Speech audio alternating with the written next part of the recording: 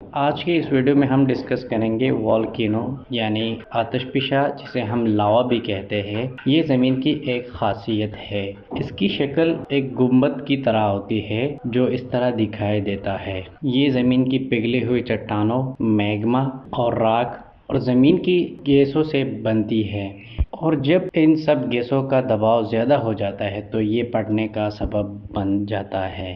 آتش فشاں کی قسم اس کی سائز اور اس سے نکلنے والی ملبہ ہوتی ہے، اس سے یہ انحصار کرتا ہے کہ اس کی یہ کون سی قسم ہے۔ عموماً اس کی 3 بڑے قسم ہیں، جس میں شیلڈ آتش فشاں، سلنڈر شنک آتش فشاں اور کمپوزٹ آتش فشاں شامل ہیں۔ اب اگر لاوا پھٹ جائے تو یہ ماحول کے لیے تباہ کن ثابت ہو سکتا ہے۔ اس میں موجود گیس ہوا کے ساتھ شامل ہو کر نہ صرف انسانوں پر اثر ہو سکتا ہے بلکہ جانوروں پر بھی اچھا خاصا اثر پڑ سکتا ہے۔ لاوا سے نکلنے والی ملبہ عمارتوں اور اس کی بنیادی ڈھانچوں کو نقصان پہنچا سکتا ہے۔ لاوا پڑنے کے بعد ایک چٹان کا شکل اختیار کر لیتا ہے اور یہ گھروں کے ساتھ ساتھ کھیتوں کو بھی تباہ کر سکتا ہے۔ آپ لوگوں کو بتاتا چلوں کہ سب سے زیادہ لاوا USA، جاپان، انڈونیشیا اور رشیا میں پائے جاتے ہیں۔